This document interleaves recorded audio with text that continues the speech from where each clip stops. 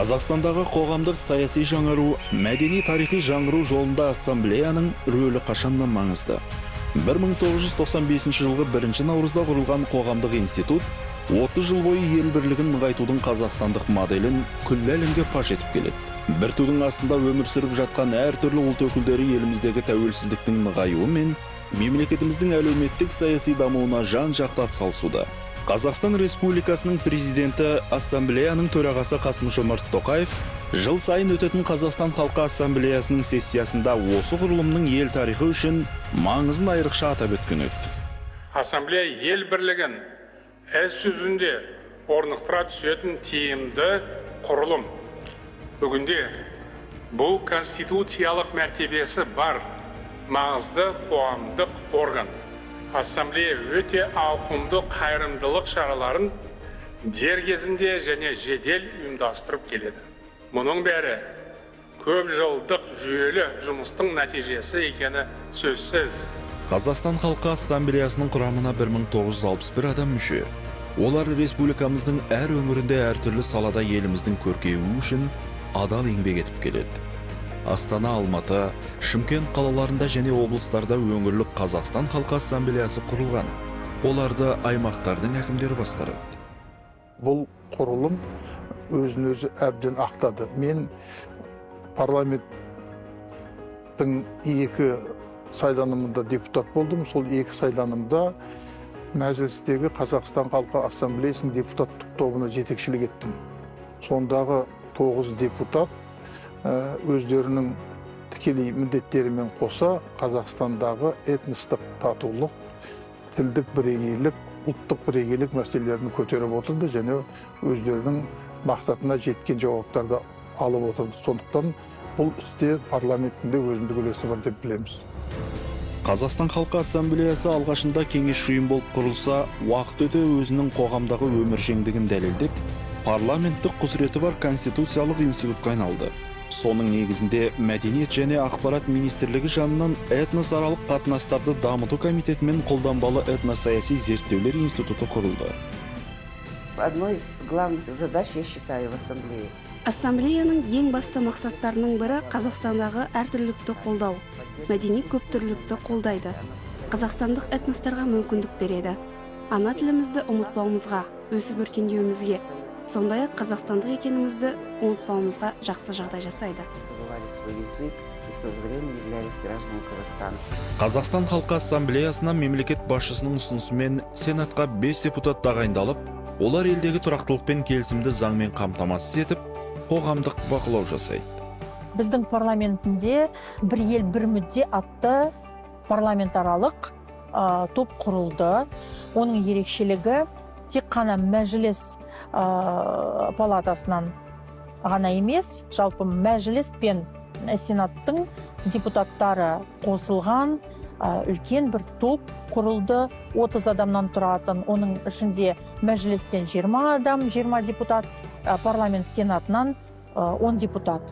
Осы 30 депутаттар парламент ішінде заңнамалық жұмыспен айналысып, әртүрлі мәселелерді қоғамда талқылайтын, этнос өкілдерінің арасында талқылайтын, халықты алаңдататын мәселелерді көтеріп жатыр. Ассамблеяның негізгі мақсаты елдегі қоғамдық саяси жаңғыртуда маңызды рөл атқара отырып, азаматтық қағидаттар негізінде барлық этностардың бір тұтас ұлтқа кірігуінің жаңа тұғырнамасын қалыптастыру. Бұл ретте көптеген нәтижелі шаралар жүзеге асты. Қазақстандық этностардың тілдерін, дәстүрлерін, мәдениеттерін халықаралық деңгейде дамыту үшін жағдайлар жасалды. Тәуелсіздіктің алғашқы жылдарында елдегі этностық тұтастық қазірде болған жоқ. Ашық түрде сепаратистік көзқарас танытқан саяси күштерде болды. Этносаралық алауыздық көріністерді бой көрсетті. Солардың ішінде кәдімгідей қайғылы оқиға апара жаздаған, солардың шеті көрінген оқиғалар да болды. Осылардың бәрін ойлай келгенде бір құрылым болу керек. Сол жерде этнос өкілдері, олардың таңдаулы тұлғалары бас қосу керек, керекті мәселе талқылап отыру керек деген ой тәуелсіздіктің алғашқы жылдарында егемендіктің елең алаңында көтерілді, және ол ой пісіп жетілгенше 3 жылдай уақыт өтті. 1995 жылы Конституцияның қабылдануымен Қазақстан Халқы Ассамблеясының құрылуы аясында этно-мәдени бірлестіктер құру, ел бірлігін нығайтудың Қазақстан моделін заңнамалық және институционалдық рәсімдеу іс-шаралары қамтылуының нәтижесінде қоғамда этностық және конфессионалдық қатынастарды саясиландырудан бас тартуға қатысты түбегейлі азаматтық саяси консенсусқа қол жеткізілді. Басында Қазақстан Халқы Ассамблеясы консультативті кеңесші орган ретінде жұмыс істеді. Яғни ол тек қана этносаралық мәселелерге қатысты өзінің консультативтік көмегін бере алатын орган ретінде жұмыс істеген. Уақытпен ол әртүрлі өзгешеліктерге ұшырап, үлкен бір конституциялық институтқа айналды. Өзінің құқықтық негізі бар, өзінің конституциялық мүмкіндігімен үлкен бір қоғамдық институтқа айналды. Бұл не деген сөз? Бұл дегеніміз Қазақстан Халқы Ассамблеясынан тағайындалған ең алдында 10 депутат болатын, яғни ассамблея ұсынған, Қазақстан президенті тағайындалған 10 депутат парламент мәжілісінде өзінің құқықтық мүмкіндігін пайдаланып, елімізде тұратын барлық этностардың мүдделерін қорғауға құқылы болған. Ассамблеяның 30 жылдық тарихында ел бірлігі мен қоғамдық тұрақтылықты дамытуда ықпалды рөл атқарды. Қазақстандықтардың азаматтық құндылықтары мен бірегейлігін, қоғамдық келісім мен жалпыұлттық тұтастыққа сыртқы факторлардың ықпал етуін болдырмау шаралары жүзеге асырылды. Елімізде тұратын барлық этнос өкілдерінің тілін, мәдениетін, жалпы тұрмысын насихаттауға мүмкіндік беретін құқықтық негіз бар. Ол Конституцияда, біздің негізгі ата заңымызда белгіленген норма. 2007 жылы Халықтар Ассамблеясы аталып кеткен институт атауы Халық Ассамблеясы деп өзгертілді. 2010 жылы ел бірлігі доктринасы қабылданып, ол барлық азамат үшін ортақ құндылықтар мен қағидаттар жүйесін тануға негізделген ұлттық бірлікке қол жеткізуді стратегиялық басымдық ретінде танылды. Мұның бәрі халқымыздың азаматтық бірегейлігін нығайтады. Сондай-ақ еліміздің болашақ келбетін қалыптастырады. Қазақстан Халқы Ассамблеясы демографиялық саясат пен көші-қон саласындағы іс-шараларды әзірлеп, оны жүзеге асыруға атсалысып келеді. Сондай-ақ елде және шетелде қоғамдық келісім мен жалпыұлттық бірліктің қазақстандық моделін танымал етуге жұмыс істеді. Когда мы поступили, Біз оқуға түскенде студенттердің көбі корей тілін білмеді. 14 адамның ішінде 6-ы ғана корей тілінде сөйлей алатын. Қалған 8-іміз корей тілін үйренуге тура келді. Корей тілін үйреткен аға буын Пагери деген ақсақалымыз бізге былай дейтін: корей тілі оңай, өйткені орыс тіліне ойнап күліп келесіңде жылап шығасың, себебі грамматикасы қиын.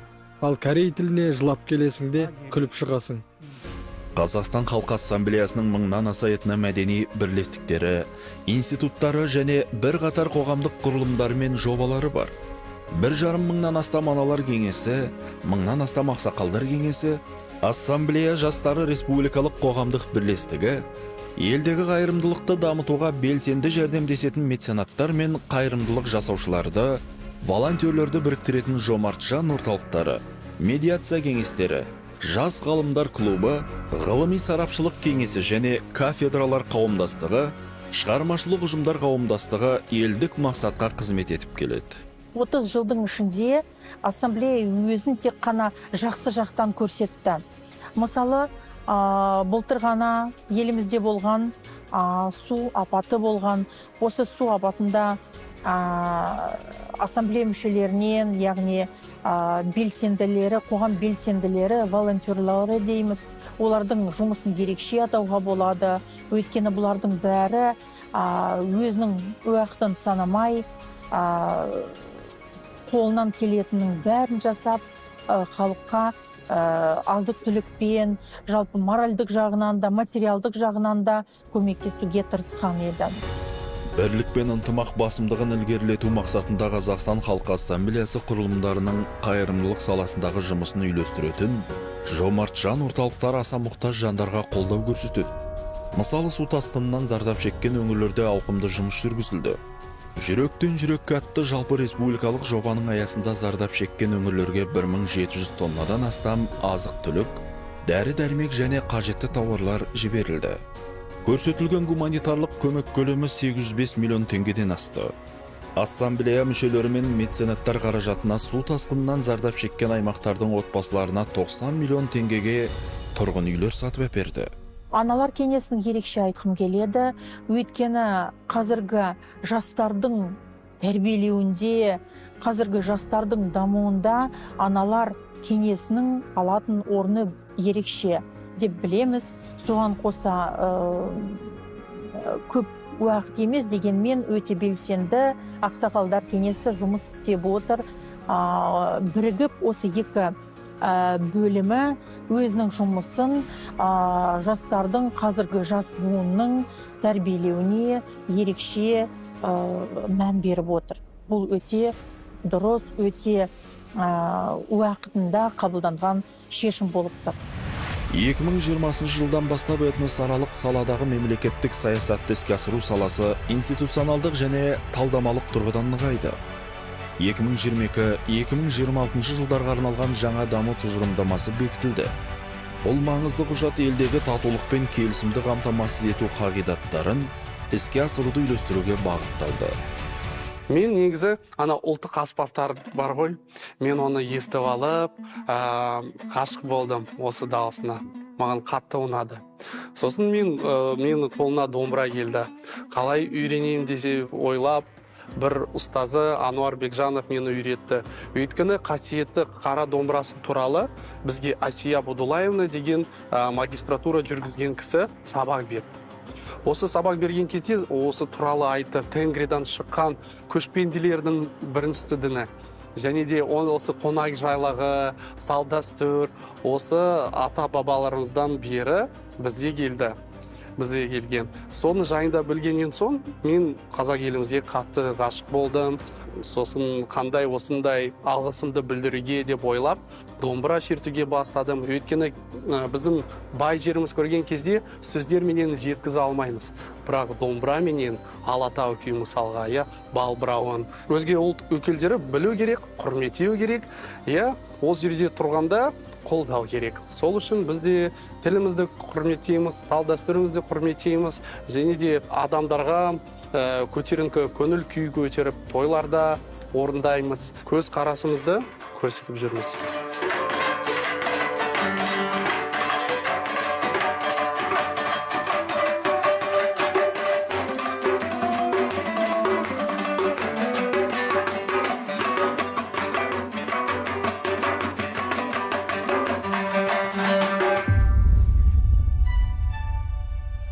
Сабыр төбе сары алтын, сабырлы жетер мұратқа, сабырсыз қалар ұятқа. Үйде сөйле клубқа көш келдіңіздер. Менің аты жөнім Александра Мыскина. Мен Қазақстан Халқы Ассамблея мүшелесімін. Және мен Үйде сөйле жобаның авторымын. Үйде сөйле бұл не білдіреді, бұл не туралы? Қазақтар айтқандай, отанды сүю отбасынан басталды. Бірақ мен қосамын, отанды сүю көршілерден басталды. Және осында көршілер арасында бір-бірімен қазақ тілі үйренеді. Шай ішейік, қазақша сөйлесейік, солай формуласы. Осы жобасы Қазақстан Халқы Ассамблея қолдайды. Және біз біргеміз ассамблея жастарымен солай клубтар бүкіл Қазақстанда әртүрлі қалада аштық, ұйымдастырдық. Осы қоғамдық жұмыс өте маңызды жұмыс, біз жалғастырамыз. Осында клубта болашақ азаматтық ұлт өседі деп ойлаймын. Қон деп мына қанаты бар нәрсені құс отырды деп айта ма? Самолет отырды деп айта ма қазақ?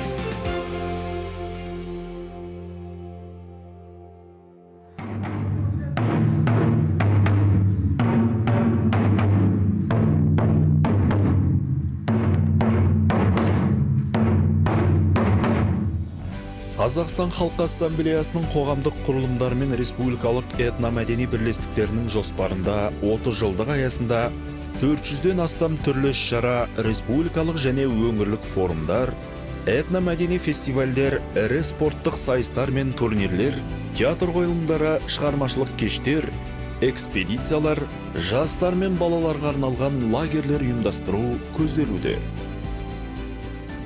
Біздің театрымызда 180-ге жуық адам жұмыс жасайды.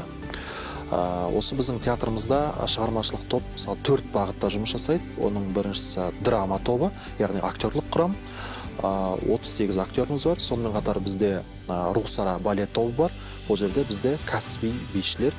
Сонымен қатар театрымыздың тағы да бір ерекшелігі Нава фольклорлық аспаптар оркестрі.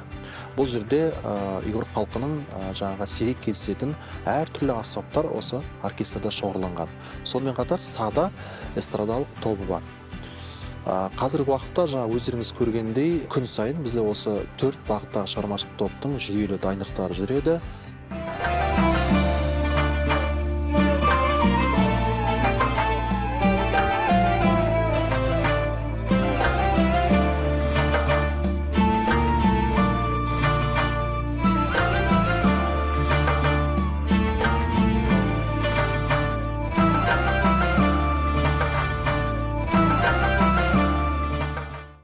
Ассамблеяның институционалдық әлеуетін нығайту қажет.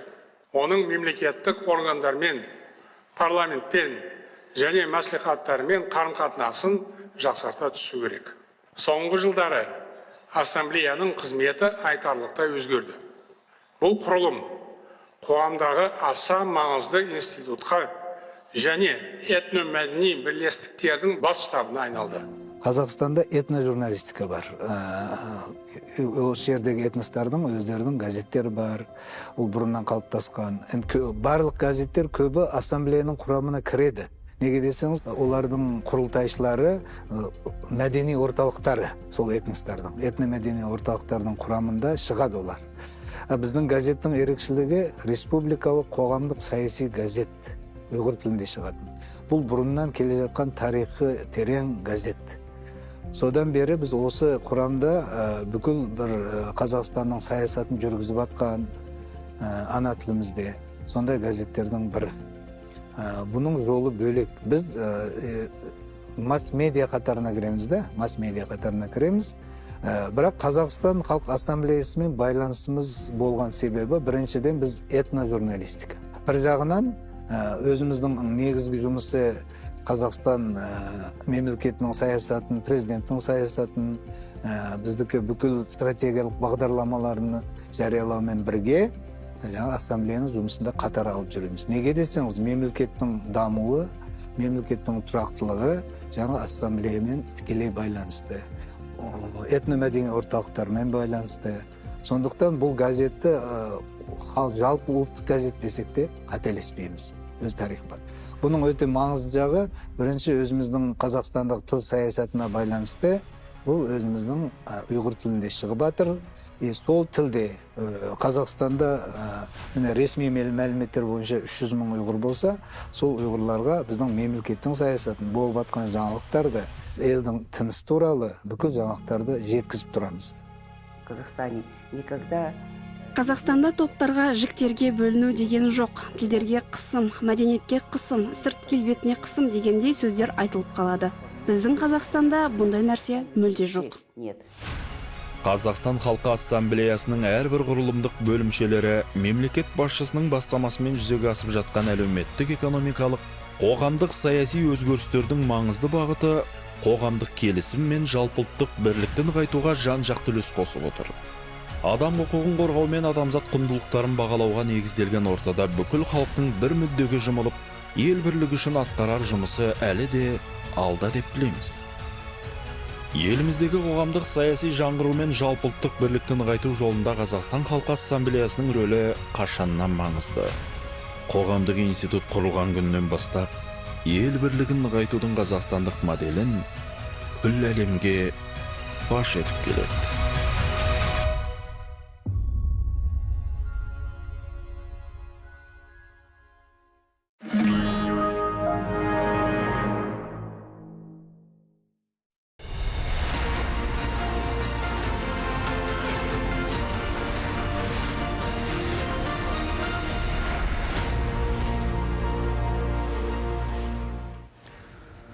Ассалаумағалейкум, ардақты ағайын.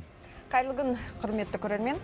Көктемнің алғашқы күні елімізде алғыс айту мерекесімен тұспа-тұс келіп отыр. Сонымен қатар дәл осы күні 30 жыл бұрын Қазақстан Халқы Ассамблеясы құрылған.